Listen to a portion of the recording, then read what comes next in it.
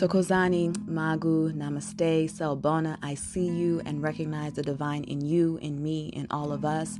I am Gogo Thule Ngane. I'm a Sangoma Medicine Woman, priestess, seer, diviner, time traveler, and all of the great things that my ancestors have created me to be.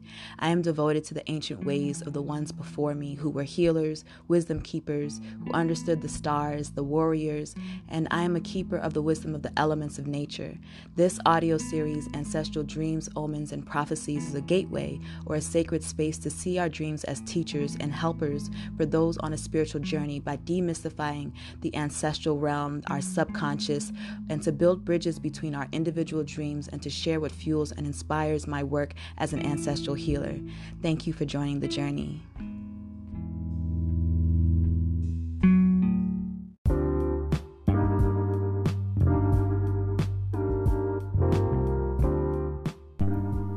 Welcome back to the sacred space. It's me, Gogo Thule, and I'm here today to first share some dream perspectives based on a dream that was sent to me by a beautiful being on Instagram.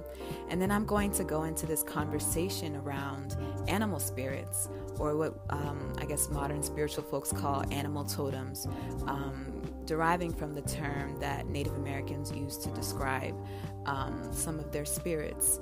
So we're at episode 7. Wow. You know, when I first did the first episode, I only had a few topics in mind, and this journey has just come together magically and evolved in ways that I didn't see it going in the beginning. And so I just want to express my gratitude always for the things that are unfolding in this space, for the light bulbs that are going off in your mind, and hopefully the things that you're learning here. So with that being said, let's get started.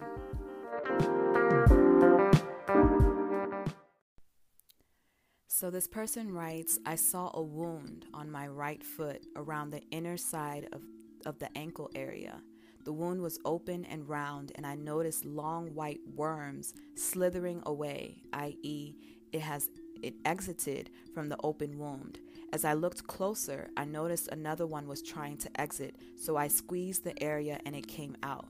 I felt around the area for more, but realized they had all exited. I'd love to hear your perspective. It shook me, but feel it has a positive meaning. So with this dream, it's very interesting, especially with the topic today. But it's interesting because you noticed a wound, so something that in our bodies needs to be healed. You noticed it at your feet. And what are our feet? They're a way that we get from one place to another. It's how we walk. It is our foundation and how we ground with the earth. And so for me, it's speaking about, and then the worm, and the worm is white. And white is usually associated with purification and light. So for me, it's just interesting that you're noticing a wound, something that is needing healing, and this energy, this light is, or this white energy, these worms are coming out, and they've all come out. So to me, it speaks about some healing energy that is happening within you. One thing that our dreams allow us to witness is how energy is moving in our lives. So you know, we talk about seeing auras and seeing energy and feeling our chakras. And so to me, this dream really reflects you seeing how energy is moving in your life at this time. Certain energies coming out of the body and slithering away. So there's this clearing or this washing that is happening. And it can be helpful so for me, it's like you're witnessing how energy is moving in your life. And sometimes we are able to correlate this with what is actually happening in our day-to-day lives. Are you someone who, you know, you have been feeling blocked for a long time, but now you're in a season of your life or these past couple of days, you feel like things are opening. Yes, if you are someone who has been really doing a lot of personal development or self-healing or really getting more dedicated into your spiritual practice, this dream is showing you how the energy is moving around your work. And how we feel in our dreams is always also a part of the interpretation. Even though this was intense, you did feel like it was a positive meaning. And for me, I also, when we have dreams, I also pay attention to a person's character in the dream. So it's like you noticed this wound, you saw stuff coming out, and you intentionally started to pick at it to be a part of this healing or this clearing that is happening. So there's something about your soul and yourself that is self-healing at this time, and recognizing certain issues, and like, oh, that's there, all right, let me continue to pull this away. So for me, it shows me just a very interesting aspect of your character or your energy field at this time, and that's my perspective.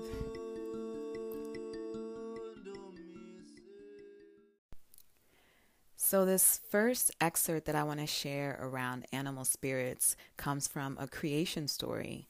I shared this a little while ago on Instagram, but I thought it was very important to share now and to remind us, as well as just a way of, I really love creation stories. I kind of used to be annoyed at the fact that there were so many different ones, but they give us perspectives, they give us more metaphors about how we have come to be and where we come from. And so this excerpt comes from Bradford Keeney, who wrote the book The Bushman Way of Tracking God. It's one of the books that I list on my frequently asked questions list. And so this is what he says. In the beginning, there were no words. The Bushmen called this world first creation. Here, every living creature communicated with all the other creatures. Every living being was able to become the other creatures. In first creation, I may look like a human being now, but in an instant, I could become a giraffe. As long as everything changed into any and everything else, there was no sickness and no death. First creation was a paradise of change and never-ending transformation. Then the world stopped. It was brought to a stillness with the introduction of names and language. When a momentarily striped animal was called a zebra, it was tricked into believing it could only be one form, one thing. It no longer believed that it could be a butterfly or a crocodile. This is when so-called problems and sufferings began to appear. When life does not naturally and effortlessly change, it tries to do so in other ways. Sickness shows up. You get sick as an alternative means of changing you. Death comes knocking at the door. It suggests that there is another life after this stationary life. Words brought an end to paradise and created another world, what the Bushmen call second creation, the creation of naming, explaining, and holding on to a rigid set of beliefs not only stopped the animals from changing, but it put an end to the ease through which life forms could change or shapeshift into one another. It also sent out word that it was better to sit still and rationally understand rather than jump with motion and stand with the emotion of the divine heart's love supreme. So that's the first excerpt, and I think that it's bringing in this idea that we used to be very much connected with nature in a deep way, so intertwined that we saw ourselves in many, many different forms. And this ability to shapeshift is something that is very common in a lot of indigenous and shamanic spiritual practices. This second excerpt comes from an encyclopedia of African culture written by Molefi Kete Asante and Ama Mazama. So in this excerpt, it says that many African stories hold that long ago people and animals could communicate, and that individuals in some cultures were able to become one with specific animals. Over time, this ability was lost to most people except for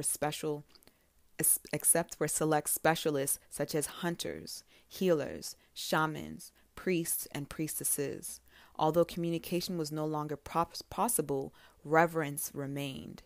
Animals, because of their complex human-like activities, were early teachers of humans, in the sense that humans learned from watching animal behavior. By observing their behavior, Africans were able to discover in-depth information about themselves and their world. These animals then became symbols, and their images were used to convey important information. So when you look at ancient Egypt or Kemet, for example, the sun deity Ra is shown as a falcon or a being with wings, and many of the naturs or gods are shown. And the falcon is a bird of strength and aggressiveness, and it soars high like the sun, with the sun. So it was associated with Ra. This excerpt continues by saying their connection to the natural world motivated the ancient Africans to identify themselves with animal totems that best fit or embodied the power or ability of that particular animal. The ancient Africans paid their respect to and held animals in high regard because they believed that specific animals possessed certain characteristics or features of the gods who revered them. It was one of the ways that the divine could manifest itself for human perception and understanding. So looking at those two quotes and excerpts, you understand that there was a strong connection to animals, again, that each animal had a particular quality that matched the god or the people of that time. And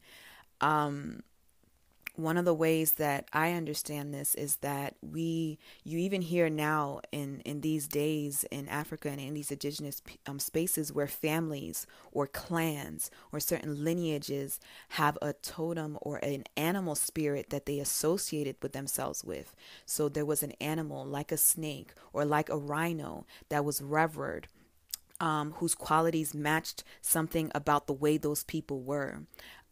Animals that they lived amongst, animals that they interacted with, animals that they spoke to.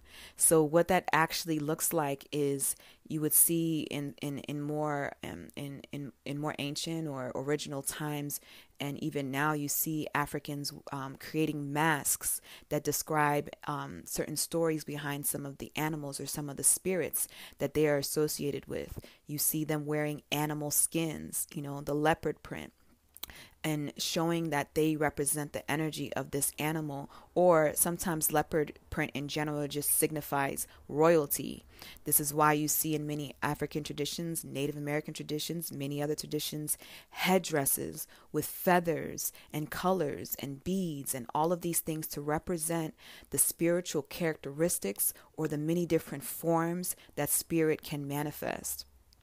So one of the things that we also see from our ancestral traditions is that a lot of times animals they come in the form of an animal, but they represent something, right? They can represent a characteristic, but they can also represent an ancestor. So this is one of the reasons why in my first episode, I shared about the lion spirit and that first dream where I talked about the lion coming and me running away, but eventually it drawing a face to represent what ancestor, what person it was aligned with. This is why in the Black Panther movie that came out here in the States and in the world, you saw T'Challa go into the ancestral realm, and the panthers appeared, and one came out of the tree and then shape-shifted into his father. So from our perspective, we see that the ancestors come to us in our dreams and in our visions and through these different states of spirit to show us who they are, who they were, what you're connected to, what is a part of your spiritual council of elders, and how your people interacted with some spirits. Because even in some lineages where the snake was a representation of them, they may have interacted with the snake in such a way and found it so sacred that they vowed to never kill that animal, or they vowed to always do this, or there were certain rituals and ways of reverence that were formulated around acquiring the magical powers or the magical abilities of these spirits. It's very interesting because, we as human beings, we understand from science and biology that we too are animals. We are animals. So we understand them. And I was reading something about Kenyan culture, and they were talking about this group in Kenya of people who they were talking about the word or the term that they use for greetings. So a word that they use for hello, a word that they use for how are you doing. And it was talking about how they would use this word to greet people and to greet animals. So just reinforcing this concept and this idea that they are a part of our family, they are a part of who we are.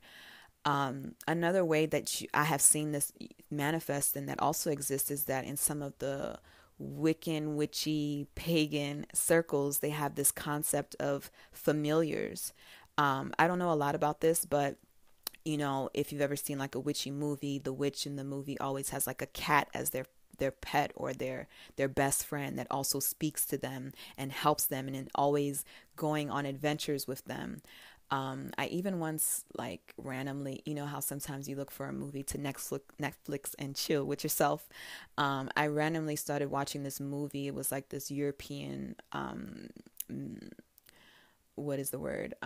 This European movie, but it was like mystical in a sense, or sci-fi in a sense. And it was about this young girl and her journey. I don't remember what happened. I may have fell asleep, but every child, every person, every adult in the movie had a familiar or had an animal, like a physical animal that walked with them, that was with them all the time. They leaned on them. They asked them questions. They talked to them. They spent time with them. Like, when we were younger, some of us had invisible friends. Animal spirits have that frequency about them. So I want to go into just some of the basic understandings to really solidify this before I share some more perspectives and storytelling.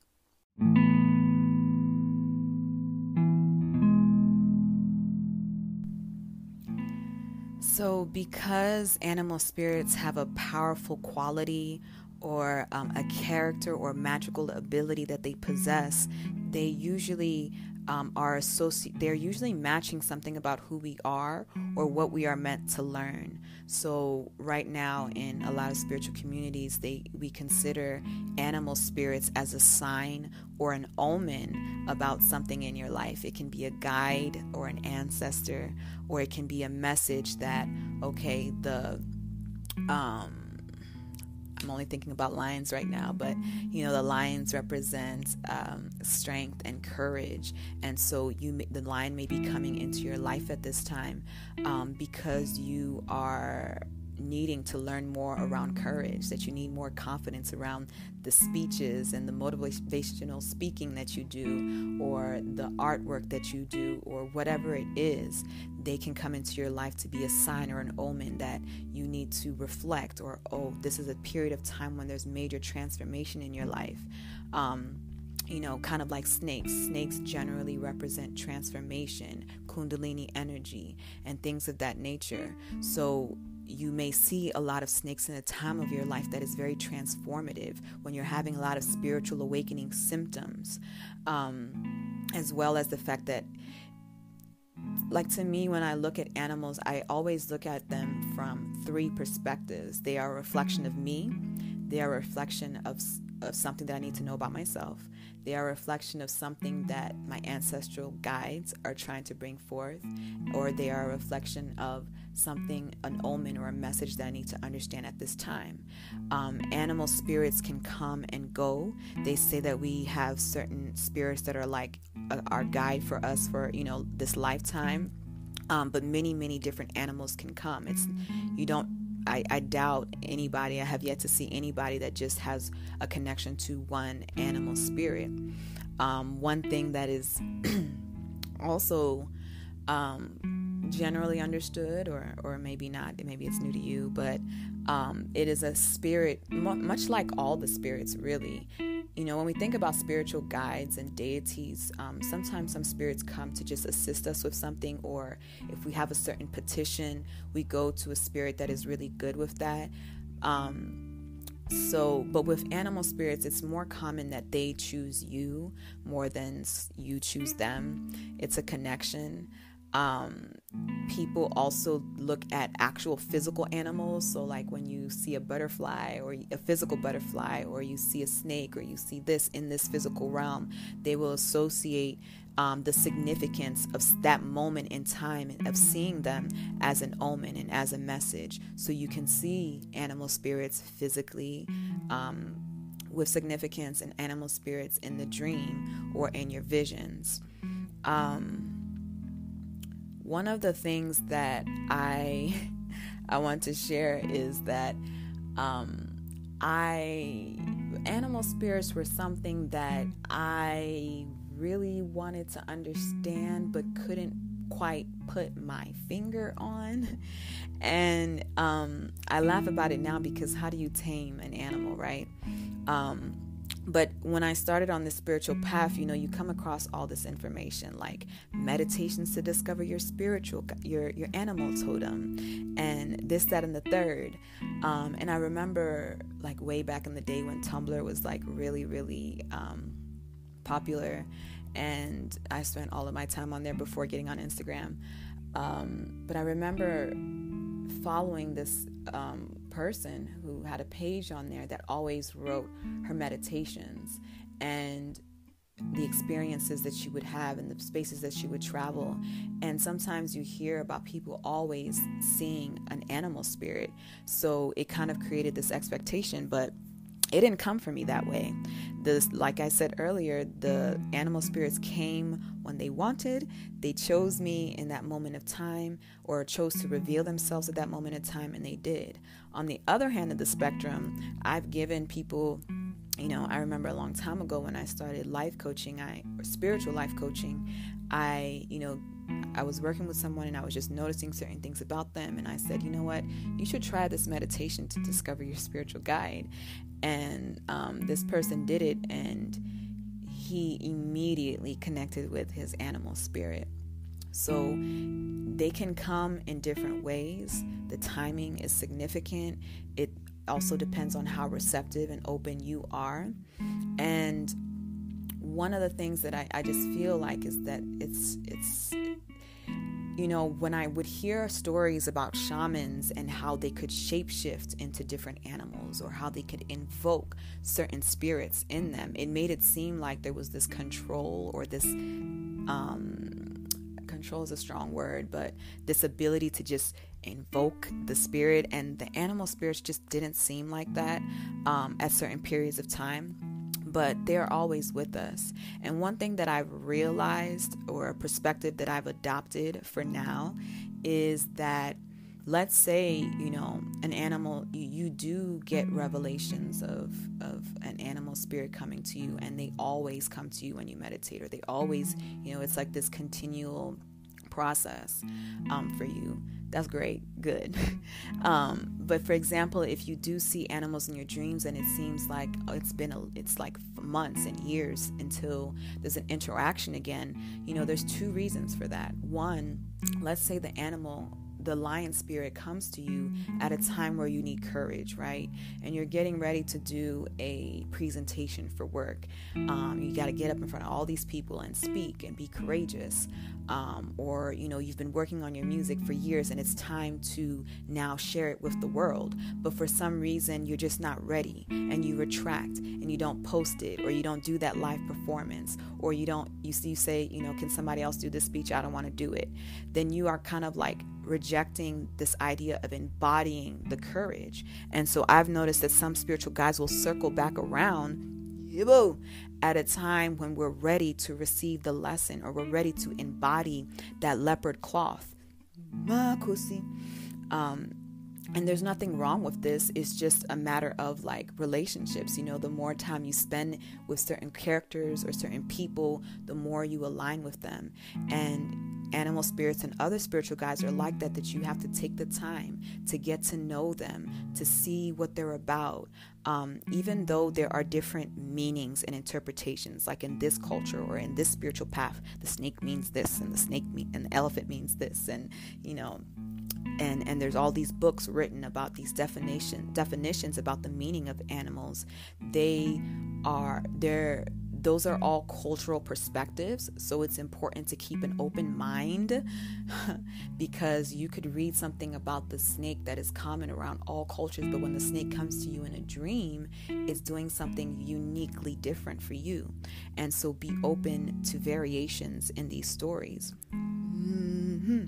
Another thing is that just like when you're getting to know somebody and you're forming a relationship, you want to get to know these things. In the excerpts before, they talked about how the ancient Africans would observe these animals. They would look at them. How do they hunt? How do they eat? What do they do in the day? What do they do in the night?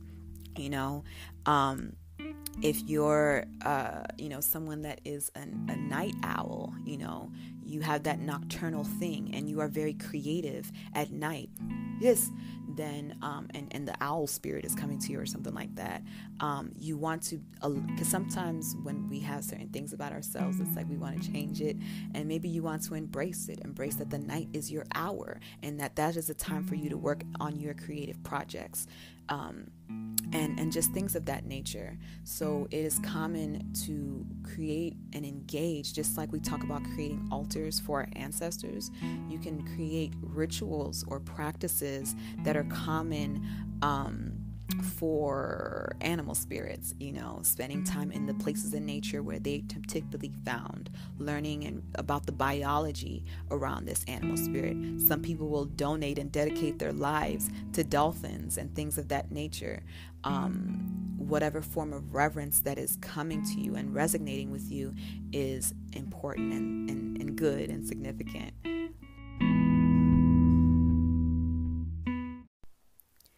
So ultimately, I this idea of embodying animal spirits or embodiment is something that I really, really feel is associated with animal spirits or totems. And one of the first times that I experienced this was that I was an initiate, and I was with my Baba or my spiritual teacher, and there was this woman who was having an issue in her home in that she kept hearing this noise and it was just consistent every day.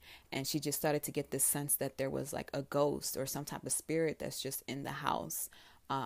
Not necessarily bad or evil, but it was just starting to really pick her curiosity. So I go with my Baba to this woman's house, and the sound seems to have been coming from the basement. So we go down to the basement, and first thing that my Baba says to do is to call on my ancestors and help figure out what's going on here. And so if you listen to the episode about sound as a portal, you know that this was like the hard thing right here. And I'm like, okay, I'm just going to sit down and get myself together and do this, our traditional way of invoking the energy of the ancestors. So when I started to do this, I started to first feel my whole body going low down to the ground. And I started to move my body and slither my body like a snake. And then all of a sudden, the energy shifted and changed. And I started to get up and walk around. And then I literally started to roar. I started to roar and roar and roar in every direction of the room. Yes. And ultimately I was embodying the spirit of the lion, and the lion was roaring and clearing the energy in the space. And ultimately at the end of the story, we figured out some of the things that were going on in the house. But what I can say about this feeling, like feeling the lion spirit in the body and in embodying it from an altered state, if you will. It felt like, we think of lions as very powerful and very courageous, but it felt like the sun in Burkina Faso at 150 degrees. Like it doesn't get that hot, but it does go into the hundreds.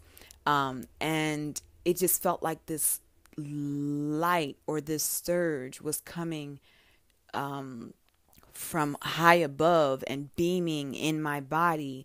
And like I could tell that I was only feeling maybe 25% of what it really was. And it was the first time reflecting on this experience, I realized what it means when the spirits, I think I said this earlier in another episode, but just like how channeling energy, it's like we're just tapping into a little bit. Or I was talking about the brain and how our ability or our capacity to use the different levels of our brain waves. And it's like that experience really solidified that concept for me, because there's so much more that the spirits could give or, channel through us or have us experience, but there's only so much that the body can also take. Yeah. Another just concept and thing that I wanted to bring up, I wasn't sure why the ancestors wanted me to bring this up, but I kind of see it now. And in our particular tradition in Southern Africa, there is a ritual that is called ukufemba.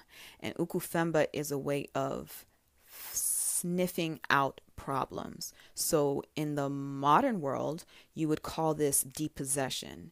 And in the modern world, when we think about possession, we are thinking about what we see in the scary movies. But ultimately, it's really just about finding where negative energies or negative forces are in our bodies or in our spaces, and then expelling or dispelling them, and sending that energy in a place that it can no longer do harm. In shamanic or neo-shamanic practices, they call this a shamanic extraction. But ukufemba sometimes is actually a very intense ritual, in that usually the priest or the healer isn't just doing this alone. And a part of it, or sometimes the ancestors will come in through ukufemba, and they'll just start sniffing. They'll sniff the person, they'll sniff the room, until they find, the problem and the source of the problem, and then do the work to sniff it out or clear the energy. And I realized that the ancestors were bringing this story because this idea of like sniffing. I mean, sniffing isn't the only way that ukufemba happens, and ukufemba isn't the only way that energies are extracted. But even just this concept of sniffing is very animalistic. Yes, it's ancestral spirits that are coming in and using those qualities or those magical powers of our animalistic ways in order to clear energy. So one of the things around embodiment is that, we and animal spirits is that we connect with them to connect with their abilities. So, we are always talking about wanting to see something. I want clarity. I want help.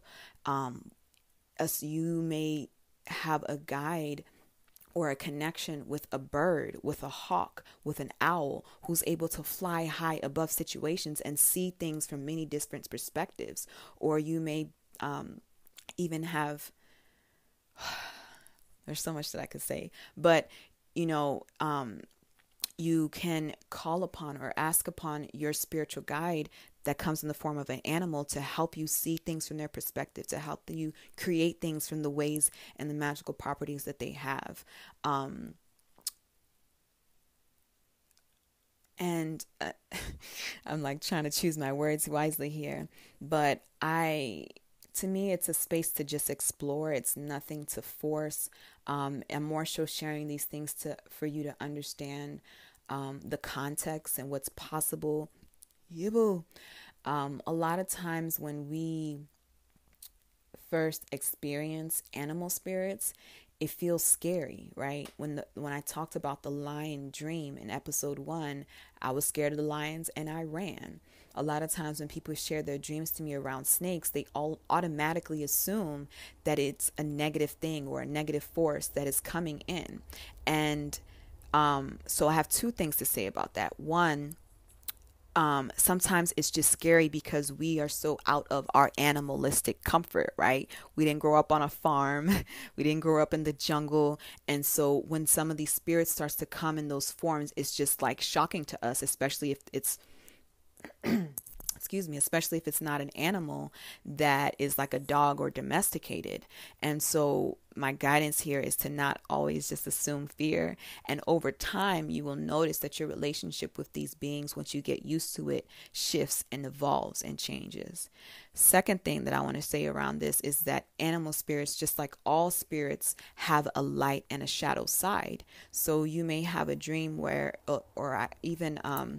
it brings me back to that dream that was shared at the beginning of the episode where the worm was white. You can start to associate these things. Well, okay, this is something that is clearing. It felt like something positive that was happening with that dream. But let's say, for example, the worm was black, or the dream was just terribly frightening and very negative, then we would know that you're seeing a shadow side of the animal. And again, it's still a reflection of you. One time a woman shared with me a dream around snakes, and well, two people did actually. One person, the snake was kind of like erratic and out of control, and I think that the snake was black, and I was helping her to see how this snake was also a representation of her. Your kundalini, your power is overactive. How they talk about how our chakras are overactive or underactive. Sometimes the animal spirits in the dream will come in a way that is overactive to show us something about the way that the energy is vibrating inside of us. The other snake dream that I was thinking about, it was just a woman who was just assumed that the dream was negative, and then like there was some type of spiritual attack that she needed protection from. But I was just like, no, this is showing you, this is just a guide, yes, or a reflection or a form of you that you just need to embrace. And not be afraid of, because we are afraid of our own power in a number of different ways. Yes. Last part about the shadow side of animal spirits is that, at least in our tradition, you hear stories of sometimes when negative witchcraft or negative medicine and acts or spiritual attacks happen. How African people sometimes will talk about like someone throwing something at you or someone sending you negativity or hexing and things of that nature. Sometimes you hear stories of or messages, spiritual messages and divinations around a certain animal spirit that was sent to you as a form of bad magic. And so you hear stories of people being sent, demonic like beings, or people demonic animalistic like beings, or gremlins, and the stuff that you see in the movies, or the stuff that you hear in these mythical oral traditions. Sometimes they will have an animal that is represented in its dark side or in its shadow side or in its negative side, whatever word you want to use, to represent something that is out of balance or something negative. Again, because this worm was white, I did not see that it was some form of negative animal spirit that was sent. It was just something that was in her that needed to be cleared. But just to mention that the other side, or the shadow side of this, does exist. So that was a lot.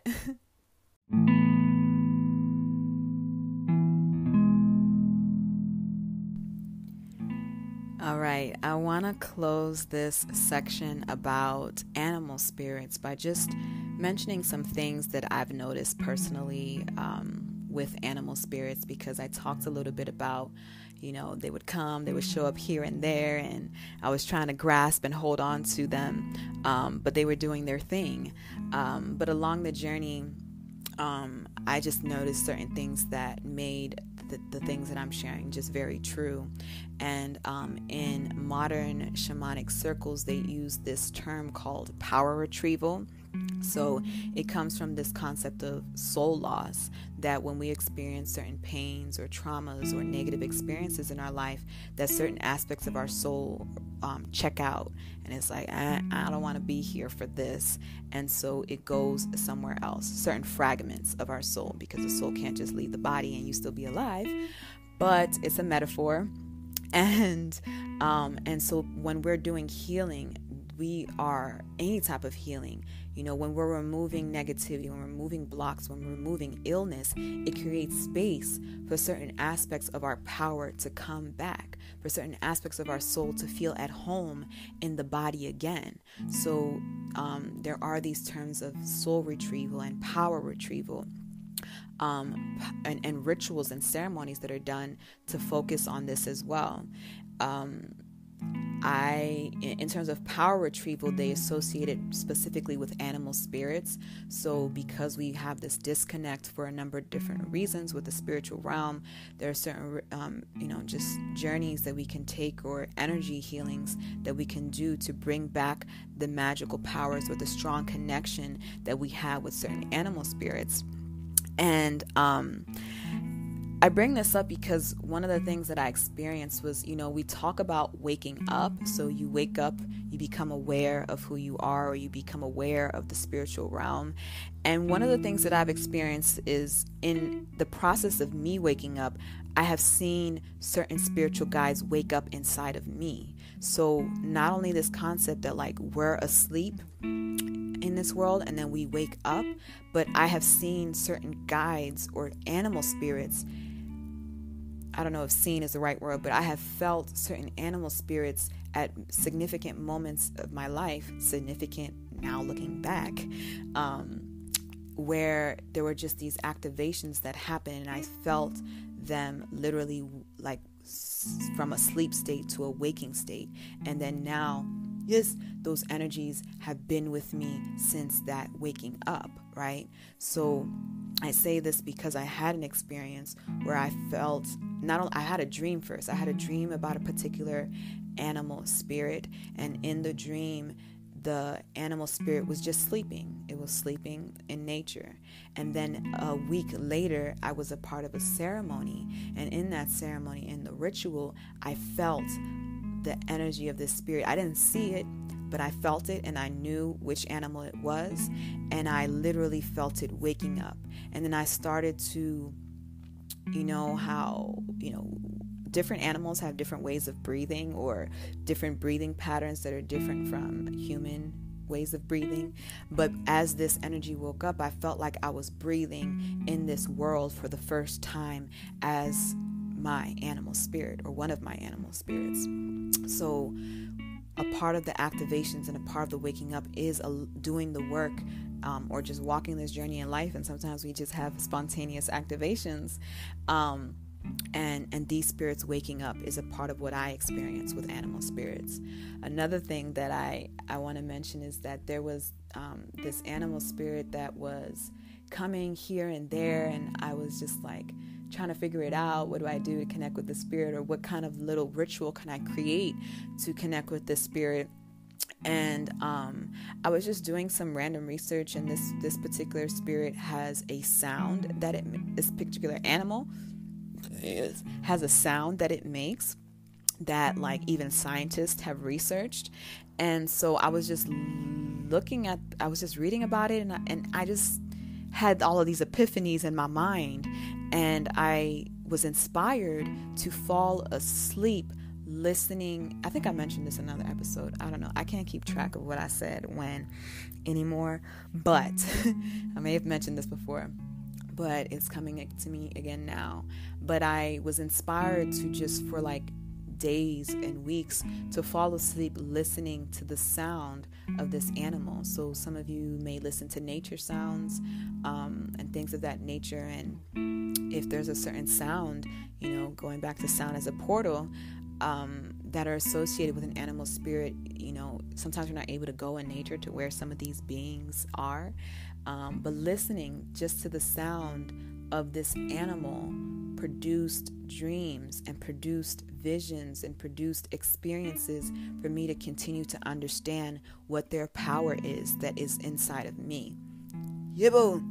I have experienced certain animal spirits come up in a dream, like it was a horse, right? But it wasn't a regular horse. It felt like a mystical horse, like a horse that you could not find in this world. And I was kind of like at a barn, and I was like at the gate of the horse, and they were bringing this horse, but then it's like they took it away because I wasn't ready to ride it. Yeah, boo. And so this idea that I was talking about spirits circling around, sometimes they just reveal themselves to you for you to know what you have and who is with you, but it's not necessarily the time to, have a party and chill with them like that. I just thought that was interesting. I never had a dream that way where the spirit it's just like, hey, this is here, but we're just going to keep this in our pocket or in our trunk, or in our, in the farm until you're ready to interact. Animal spirits, I've seen animal spirits be very playful in dreams. I was once by the water and there were like a bunch of turtles and I was like trying to catch them and they just kept they just kept like jumping and moving in the waters and on the rocks, and I could never catch them. Just sharing stories and examples of different ways that we interact with animal spirits in the dream and how they interact with us. I think that's what I wanted to say and what I wanted to share for this segment and this episode around animal spirits. It's something that continually unfolds. It's something that sometimes is not easy to grasp. It's something that's very much a part of who we are. I definitely see why witches are very much connected to familiars, because in the spiritual realm, animal spirits feel like our best friends, the ones that we play with, the ones that we interact with, but they also are so helpful. They are helping spirits.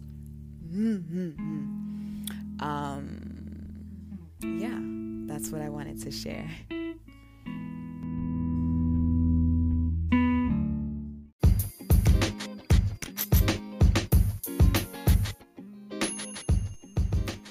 So I want to close this episode by answering a question that was sent to me. And this question was around, they were telling me that they constantly go to get readings. Every time they go to get a reading, the messages that are coming through are around the problems that this person is having in their lives, and it having to do with the ancestors. So the ancestors creating problems in his life in order to get his attention. So, and he asked, well, how is this love? How is this a good thing for the ancestors to disrupt my life just to get my attention? And I think this is a question that sometimes we all have, whether we're associating it with ancestors. Why is life doing this to me? Why are we learning things the hard way? And my first thought about this is that it's very difficult, actually impossible for myself as a diviner and a healer to talk about what somebody else said in a reading, right? I didn't channel that information. I can only sit and channel what I see with you. But just looking at this circumstance and situation, there are some things that I felt might be helpful to share. And one of the first things is, it makes me want, if I was thinking this, I would need to look at myself, right? I'm receiving messages, I'm receiving alerts, big old red signs from the spiritual realm, and the ancestors are always involved. So why am I not doing it? Or maybe you have. But if you keep receiving messages from your ancestors and you're not doing anything about it, you haven't applied the message, you haven't done the prescription or the ritual to clear the energy, then you're going to keep getting the same types of messages. One of the things that sometimes happens in readings is that sometimes things just get lost in translation.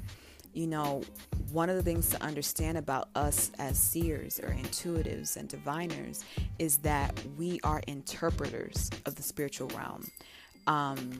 We're receiving information and then putting that into English, into Zulu, into Yoruba, into French, into Spanish. And so sometimes the way that we articulate the spiritual realm is based on our cultural understandings, our spiritual traditions and metaphysical laws that we are understanding applies to our lives. And in Africa, you hear a lot of just, the ancestors are angry, or the ancestors are saying this, or the ancestors are creating this problem.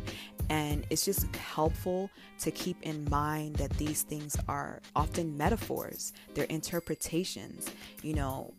2 or 3 healers may divine on something and come and share a message and a story that's slightly different in their wording, but we're all talking about the same thing. And it's also helpful to understand. Well, I think that it's also, I know one thing that I'm really careful about is how I articulate the messages that I give about what the ancestors in the spiritual realm is saying, because I understand that this is formulating and this is structuring, or this is impacting your condition, the community's conditioning and how they understand things. So I try my best to communicate information directly without creating more fear or without creating more stress and worry. But that's also ultimately up to each individual. There's things that the spirits showed me and told me, and messages that were that felt devastating, but really we just needed to know. And this question around, well, how is this love? I use this example a lot where I say it's very helpful to look at the ancestors and our spiritual guides as a future version of yourself, or a higher version of yourself.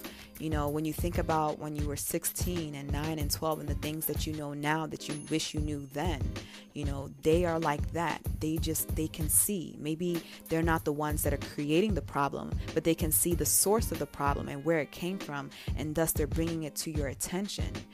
When we get readings, we're tuning into the high level guides that may be saying, hey, this one cousin or this one ancestor over here is problematic, just like some people are problematic, or this ancestor is suffering, or this ancestor is complaining because of something that is unresolved, because of some type of trauma, and because they're still living that trauma, it's creating imbalances in your life. Because we are them and they are us, and what's in our DNA and our blood does impact us. So it's just helpful to understand these contexts and perspectives. And when I think about the love, what would you do? What would you do to relay a message to you, to make sure that you got it, to make sure hey, don't overlook this?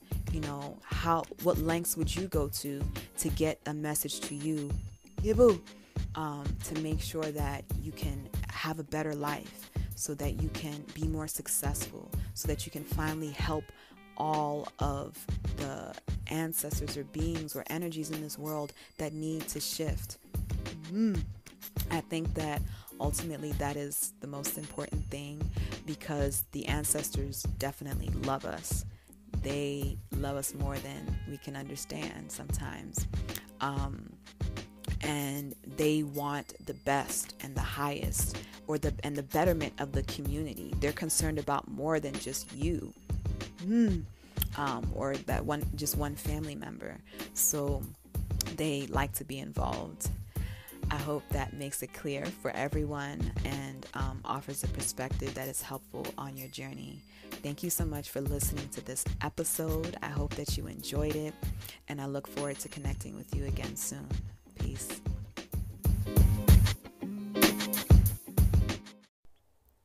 If you feel called or are in need of support, I recommend booking a reading to see what the ancestors are saying about your life, about the issues and the things that you are noticing on your journey. You can book a reading with me on my website at sacredliberation.com. I suggest also possibly exploring the frequently asked questions section just to get a sense of how I work and if I'm the reader for you.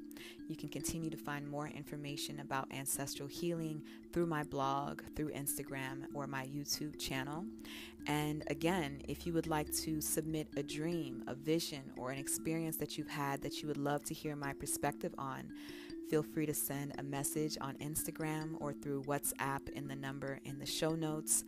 If you feel called to support this work and continue to allow me to create all of this content, you can do so by donating in the link in the description. Thank you so much for listening, and I hope that you continue to do the work, continue to connect with your ancestors, and honor their legacy.